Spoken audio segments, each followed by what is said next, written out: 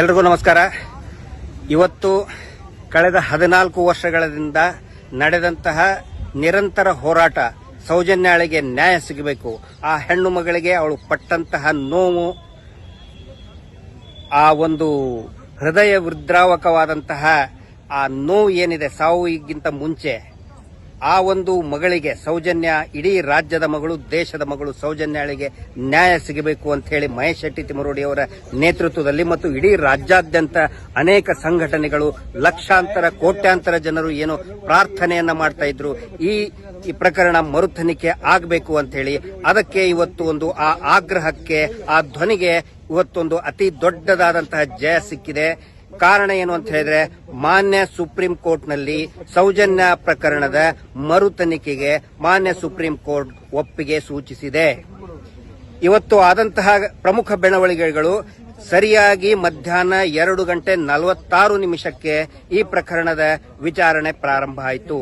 ಆವಾಗ ಒಟ್ಟು 3 ತನಿಖಾ ಸಂಸ್ಥೆಗಳು, ಒಂದು ಪೊಲೀಸ್, ಸಿಐಡಿ, ರಾಜ್ಯದ ಸಿಐಡಿ ಮತ್ತು ಸಿಬಿಐ ಸಂಸ್ಥೆಗಳು ಏನು ತನಿಖೆ ಮಾಡಿದ್ದು, ಆ ತನಿಖೆ ಸರಿಯಾಗಿ ಇಲ್ಲ, ಒಂದೊಂದೇ ಎಳೆಯಾಗಿ ಬಿಡಿಸಿ ಇಟ್ಟಾಗ ನಿಜವಾಗ್ಲೂ ಕೂಡ ಮುಖ್ಯ ನ್ಯಾಯಮೂರ್ತಿಗಳೇ ಇದನ್ನ ಕೇಳಿ ಬಹಳಷ್ಟು ಶಾಕ್ ಆಗಿದ್ರು. ಯಾಕಂದ್ರೆ ಅವರು ಕೂಡ ಓದ್ಕೊಂಡು ಬಂದಿದ್ರು.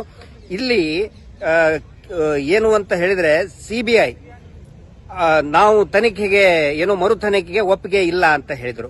ಒಪ್ಪಿಗೆ ಕೊಡಕ್ಕೆ ನೀವ್ಯಾರು ಅಂತ ಕೇಳಿದ್ರು. ನೀವು ಮಾಡಿದ್ದೆಲ್ಲ ನಮ್ಗೆ ಇಲ್ಲಿ ಗೊತ್ತಾಗ್ತಾ ಇದೆ ಅಂತ ಹೇಳಿ. ಇಲ್ಲಿ ಕೆಲವು ಪಾಯಿಂಟ್ಗಳನ್ನು ಹೇಳ್ತಾ ಇದ್ದೇನೆ. ಸಿಬಿಐ ಐಒ ಇನ್ವೆಸ್ಟಿಗೇಷನ್ ಆಫೀಸರ್ ಹೇಳ್ತಾರೆ, I have not visited the place of offence, ಅಂದ್ರೆ ಎಲ್ಲಿ ಘಟನೆ ನಡೆದಿದೆಯಾ ಆ ಸ್ಥಳಕ್ಕೆ ನಾನು ಹೋಗೇ ಇಲ್ಲ ಅಂತ ಹೇಳಿ ಆನ್ ರೆಕಾರ್ಡ್ ಸಿಬಿಐ ತನಿಖಾಧಿಕಾರಿಗಳು ಹೇಳ್ತಾರೆ. ಆನಂತರ ಅಶ್ರದ್ ಖಾಲಿದ್ ಬಾಯ್ ಅಂತ ಹೇಳ್ತಾರೆ. ಪೊಲೀಸರು, ಲೋಕಲ್ ಪೊಲೀಸರು ಹೇಳಿದ್ರು ಅವನೊಬ್ಬ ಹುಡುಗ ನಾವು ವಿಚಾರಣೆ ಮಾಡಿದೀವಿ ಅಂತ ಹೇಳ್ತಾರೆ. ಎಸ್ಪಿನೂ ಹೇಳ್ತಾರೆ ಅವನೊಬ್ಬ ಹುಡುಗ ವಿಚಾರಣೆ ಮಾಡಿಬಿಟ್ವಿ ಅಂತ ಹೇಳ್ತಾರೆ. ಸಿಐಡಿನೂ ಹೇಳ್ತಾರೆ ಅವನೊಬ್ಬನ ಹುಡುಗ ವಿಚಾರಣೆ ಮಾಡಿದ್ವಿ, ಅಂದ್ರೆ ಸೌಜನ್ಯಾಳ ಫ್ರೆಂಡು ನಾವು ವಿಚಾರಣೆ ಮಾಡಿದ್ವಿ ಅಂತ ಹೇಳಿ. ಅದನ್ನು ನೋಡಿಕೊಂಡು ಸಿಬಿಐದವರು ಹೇಳ್ತಾರೆ he is a boy, we have enquired him ಅಂತ ಹೇಳ್ತಾರೆ. ಆದರೆ ಅಶ್ರದ್ ಖಾಲಿದ್ ಹುಡುಗ ಅಲ್ಲ, ಹುಡುಗಿ. ಈಗ ಅವಳಿಗೆ ಎಷ್ಟು 29 ವರ್ಷ ವಯಸ್ಸಿದೆ. ಅತ್ಯಂತ ಪ್ರಾಮಾಣಿಕವಾದಂತಹ ನ್ಯಾಯಕ್ಕಾಗಿರುವಂತಹ ಹೆಣ್ಮಗಳು. ಅವಳಿಗೆ ಈಗ ಮೊನ್ನೆ ಸುಪ್ರೀಂ ಕೋರ್ಟ್ ಕೂಡ ಪ್ರೊಟೆಕ್ಷನ್ ಕೊಟ್ಟಿದೆ. ಅಂದ್ರೆ ಈ 3 ನಾಚಿಗೆಟ್ಟಂತಹ 3 ತನಿಖಾ ಸಂಸ್ಥೆಗಳಿಗೆ ಇವ್ರು ಏನು ವಿಟ್ನೆಸ್ ನಾವು ಎಕ್ಸಾಮಿನ್ ಮಾಡಿದೀವಿ ಅಂತ ಹೇಳ್ತಾರಲ್ಲ, ಅದು ಹುಡುಗ ಹುಡುಗಿ ಅಂತನೂ ಕೂಡ ಕಂಡು ಹಿಡಿಯಕ್ಕಾಗಿಲ್ಲ. ಇಷ್ಟು ನೀಚ ಮತ್ತು ಇಷ್ಟೊಂದು ಥರ್ಡ್ ಲೆವೆಲ್ ಇನ್ವೆಸ್ಟಿಗೇಷನ್ ಮಾಡಿದ್ದಾರೆ. ಮಾನ್ಯ ನ್ಯಾಯಾಲಯ ಉಗುದುಪ್ಪು ಹಾಕಿದೆ, ಇವರಿಗೆ ಉಗುದುಪ್ಪು ಹಾಕಿದೆ. ಅಷ್ಟೊಂದು ಗಂಭೀರ ಪ್ರಕರಣದಲ್ಲಿ ನೀವು ಈ ರೀತಿ ತನಿಖೆ ಮಾಡಿದಿರಿ ಅಂತ ಹೇಳಿ ಬೈದಿದ್ದಾರೆ. ಅಷ್ಟೇ ಅಲ್ಲ, ಈ ಪ್ರಕರಣದಲ್ಲಿ ಆ ಮಗುವಿನ ತಾಯಿಯ ಸ್ಟೇಟ್ಮೆಂಟ್ ತಗೊಂಡಿಲ್ಲ, ಸಾಕ್ಷಿಯನ್ನೇ ಪರಿಗಣಿಸಿಲ್ಲ. ಇದು ಎಲ್ಲರೂ ಕೂಡ ದಂಗು ಬಡಿಸುವಂತದ್ದು.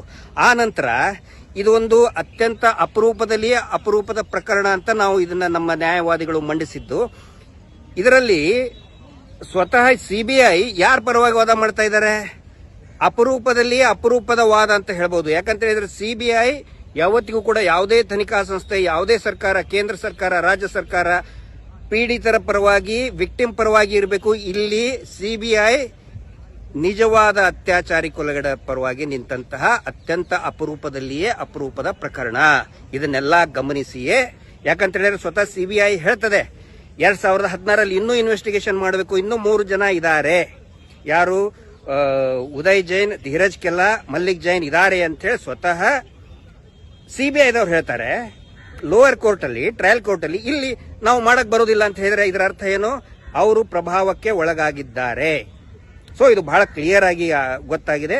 ಸೊ ಈ ಒಂದು ತೀರ್ಪನ್ನ ಕೊಟ್ಟಿದೆ. ಒಂದು ಕನ್ಫ್ಯೂಷನ್ ಇದೆ ಎಲ್ರಿಗೂ ಕೂಡ, ಏನಂತ ಹೇಳಿದ್ರೆ ಪೆಂಡಿಂಗ್ ಇದೆಯಲ್ಲ ಅಂತ ಹೇಳಿ. ಪೆಂಡಿಂಗ್ ಇರಬೇಕನ್ನೋದು ನಮ್ಮ ನ್ಯಾಯವಾದಿಗಳದ್ದೇ ಒಂದು ವಾದವಾಗಿತ್ತು. ಪೆಟಿಷನರ್ದು ಕುಸುಮಾವತಿ ಸಲ್ಲಿಸಿದಂತ SLP ಇದ್ದೇ ಒಂದು ವಾದ ಆಗಿತ್ತು. ಯಾಕಂತ ಹೇಳಿದ್ರೆ ಪೊಲೀಸರ ಮೇಲೆ ನಮ್ಗೆ ನಂಬಿಕೆ ಇಲ್ಲ. ಇದು ಕೋರ್ಟಿನ ಸುಪರ್ದಿಯಲ್ಲಿ ಕೋರ್ಟ್ ಮಾನಿಟರ್ ಆಗಬೇಕು ಅಂತ ಹೇಳಿ ಇದನ್ನ ಪೆಂಡಿಂಗ್ ಇರಿಸಿದ್ದು. ಒಟ್ಟಾರೆ ಇವತ್ತಿನ ರಿಸಲ್ಟ್ ಮಾನ್ಯ ನ್ಯಾಯಾಲಯ ಒಪ್ಪಿಗೆ ಸೂಚಿಸಿದೆ. ಯಾರು ತನಿಖೆ ಮಾಡಬೇಕು, ಸಿಬಿಐ ಮಾಡಬೇಕಾ ಮಾಡಬಾರ್ದು ಅಂತ ಹೇಳಿ ನ್ಯಾಯಾಲಯನ ಹೇಳ್ತು. ನಿಮ್ ಮಾಡಿದ್ ನೋಡ್ಬಿಟ್ಟಿದೆ, ಯು ಡೋಂಟ್ ಡೂ ಇಟ್ ಅಂತ ಹೇಳಿ ಸಿಬಿಐ ರಿಜೆಕ್ಟ್ ಮಾಡಾಯಿತು. ನೆಕ್ಸ್ಟ್ ರಾಜ್ಯ ಸರ್ಕಾರ. So composition of the investigating team ಯಾರು ಅನ್ನೋದ್ರ ಬಗ್ಗೆ ಅದು ಪೆಂಡಿಂಗ್ ಇದೆ ಹೊರತು ಮರು ತನಿಖೆ ಆಗೋದ್ರ ಬಗ್ಗೆ ಯಾವುದೇ ಸಂಶಯ ಇಲ್ಲ, ಒಪ್ಪಿಗೆ ಆಗಿದೆ.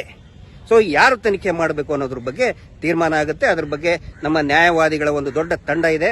ನಾನು ವಿಶೇಷವಾಗಿ ನಮ್ಮ ಎಲ್ಲ ನ್ಯಾಯವಾದಿಗಳು ಏನಿದ್ದಾರೆ ಎಲ್ಲರಿಗೂ ಕೂಡ ನಾನು ತುಂಬ ಹೃದಯದ ಧನ್ಯವಾದಗಳನ್ನು ಹೇಳ್ತೇನೆ. ನಿಜವಾಗ್ಲೂ ಕೂಡ ಇವತ್ತು ಅವರು ಒಂದು ಹಗಲು ರಾತ್ರಿ ಕಳೆದ ಅನೇಕ ತಿಂಗಳಿಗಿಂತ ಹಗಲು ರಾತ್ರಿ ಕೆಲಸ ಮಾಡಿ ಅನೇಕ ದಾಖಲೆಗಳು ನಾವು ಕೊಟ್ಟಂತ ದಾಖಲೆಗಳನ್ನ ಸರಿಯಾದ ಒಂದು ದಾರಿಯಲ್ಲಿ ಅದನ್ನ ಪ್ರೆಸೆಂಟ್ ಮಾಡಿದ್ರು.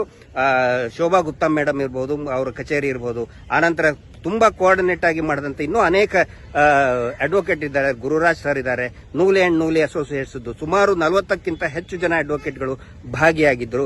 ಬೆಂಗಳೂರಿನಲ್ಲಿ ಕೂಡ ಅನೇಕ ಅಡ್ವೊಕೇಟ್ಗಳು ನಮಗೆ ಸಹಾಯ ಮಾಡಿದ್ದಾರೆ, ಒಂದು ಕಾನೂನಿನ ಮಾರ್ಗದರ್ಶನವನ್ನು ಕೊಟ್ಟಿದ್ದಾರೆ. ಅವರೆಲ್ಲರಿಗೂ ಕೂಡ ನಾನು ಧನ್ಯವಾದಗಳನ್ನು ಹೇಳ್ತೇನೆ. ಆನಂತರ ಒಂದು ನಾವು ತಿಳ್ಕೋಬೇಕು, ಯಾವಾಗ ಇವತ್ತಿನ ತೀರ್ಪು ಇದರದ ಒಂದು ಮೆಸೇಜ್ ಏನು ಕೊಡುತ್ತೆ ಅಂತ ಹೇಳಿದ್ರೆ, ಪ್ರಾಮಾಣಿಕವಾಗಿ ಹೋರಾಟ ಮಾಡಿದಾಗ, ಆನಂತರ ನ್ಯಾಯದ ಹಸಿವು ಇದ್ದಾಗ ಖಂಡಿತ ಪ್ರಭಾವಿ ಎಷ್ಟೇ ಬಲಶಾಲಿ ಇದ್ರೂ ಕೂಡ, ಅತ್ಯಾಚಾರಿಗಳು ಕೊಲೆಗಡಕರು ಎಷ್ಟೇ ಬಲಶಾಲಿ ಇದ್ರೂ ಕೂಡ ಖಂಡಿತ ನ್ಯಾಯ ಸಿಗುತ್ತೆ. ಮಹೇಶ್ ಶೆಟ್ಟಿ ತಿಮರೋಡಿ ಅವರ ಒಂದು ಈ ನ್ಯಾಯದ ಭಗೀರಥ ಯಾವುದೇ ಆಮಿಷಕ್ಕೂ ಏನೋ ಬಲಿಯಾಗದೇನೆ ಎಲ್ಲರೂ ಕೂಡ ನಮ್ಮ ಇಡೀ ಸೌಜನ್ಯ ಹೋರಾಟಗಾರರ ಟೀಮ್ ಏನಿದೆ, ಎಷ್ಟೇ ಅಪಮಾನ ಸಹಿಸಿಕೊಂಡು ಕೇಸ್ಗಳನ್ನ ಸಹಿಸಿಕೊಂಡು ಕೇಸ್ ಹಾಕಿಸ್ಕೊಂಡು ಮಹೇಶ್ ಶೆಟ್ಟಿ ತಿಮರೋಡಿ ಅವ್ರಿಗೀಗ ಏನೋ ಗಡಿಪಾರು ಅದು ಇದು ಎಲ್ಲಾ ಮಾಡಿದ್ರು ಕೂಡ ಒಂದು ಮನಸ್ಸಿನಲ್ಲಿ ಪ್ರಾಮಾಣಿಕತೆ ಇದ್ರೆ ಎಂಥ ಪ್ರಭಾವಿ ಬಲಶಾಲಿಯೂ ಕೂಡ ಈ ನ್ಯಾಯಾಲಯದ ಮುಂದೆ ಬಾಸ್ ಆಫ್ ಜಸ್ಟಿಸ್, ನಾನು ತಮ್ಮೆಲ್ಲರ ಪರವಾಗಿ ಸುಪ್ರೀಂ ಕೋರ್ಟಿಗೆ ನಾನು ಸಲ್ಯೂಟ್ ಮಾಡ್ತಾ ಇದ್ದೇನೆ. ಯಾಕಂತ ಹೇಳಿದ್ರೆ ನಮ್ಮ ಧ್ವನಿ ಅಟ್ಲೀಸ್ಟ್ ನ್ಯಾಯಾಲಯ ಆದ್ರೂ ಕೇಳ್ತಲ್ಲ ಅಂತ ಹೇಳಿ, ಆ ಮಗುವಿನ ಧ್ವನಿ ಈ ನ್ಯಾಯಾಲಯದಾದ್ರೂ ಕೂಡ ಕೇಳ್ತಲ್ಲ. ಯಾವ ಪ್ರಭಾವಿಗಳು ಕೂಡ ಕೇಳಿಲ್ಲ, ಯಾವ ರಾಜಕಾರಣಿಗಳು ಕೇಳಿಲ್ಲ, ಟಿವಿ ಚಾನೆಲ್ದವ್ರು ಕೇಳಿಲ್ಲ, ಆನಂತರ ಯಾರು ಅವರು ಕಾವಿಧಾರಿಗಳು ಕೇಳಲಿಲ್ಲ, ರಾಜಕಾರಣಿಗಳು ಕೇಳಲಿಲ್ಲ, ಯಾವ ವಿಐಪಿಗಳು ಕೇಳಲಿಲ್ಲ. ಆದರೆ ಜನಸಾಮಾನ್ಯರು ಸಾವಿರಾರು ಜನ, ಲಕ್ಷಾಂತರ ಜನ, ಕೋಟ್ಯಾಂತರ ಜನ ಪ್ರಾರ್ಥನೆ ಮಾಡಿದ್ದಾರೆ. ಆ ಪ್ರಾರ್ಥನೆಗೆ ಇವತ್ತು ನಮ್ಮ ಬಾಸ್ ಸುಪ್ರೀಂ ಕೋರ್ಟ್ ಮಾನ್ಯತೆಯನ್ನು ಕೊಟ್ಟಿದೆ. ತಮ್ಮೆಲ್ಲರ ಪರವಾಗಿ ನಾನು ಧನ್ಯವಾದಗಳನ್ನು ಹೇಳ್ತೇನೆ. ಹೇಳೋದಕ್ಕೆ ಇನ್ನೂ ಜಾಸ್ತಿ ಮಾತು ಬರ್ತಾ ಇಲ್ಲ. ತುಂಬಾ ಖುಷಿಯಾಗಿದೆ. ಮೊದಲನೆಯ ನಾವು ಜಯ, ಆದರೆ ಸೌಜನ್ಯಾಳಿಗೆ ಇನ್ನೂ ನ್ಯಾಯ ಸಿಕ್ಕಿಲ್ಲ. ಯಾವಾಗ ಆ ಹಂತಕರು ನರಳಾಡ್ತಾರೆ, ನರಕದಲ್ಲಿದ್ದು ಏನೋ ಒದ್ದಾಡ್ತಾರಲ್ಲ, ಅವಾಗ ನಮಗೆ ಜಯ ಸಿಗುತ್ತೆ ಅನ್ನೋ ಒಂದು ಮಾತನ್ನ ಹೇಳ್ತಾ, ತಮ್ಮೆಲ್ಲರ ಬೆಂಬಲ ಇದೇ ರೀತಿ ಇರಲಿ. ನ್ಯಾಯಕ್ಕಾಗಿ ಈ ಹೋರಾಟ ಇನ್ನೂ ಮುಂದುವರುತ್ತದೆ.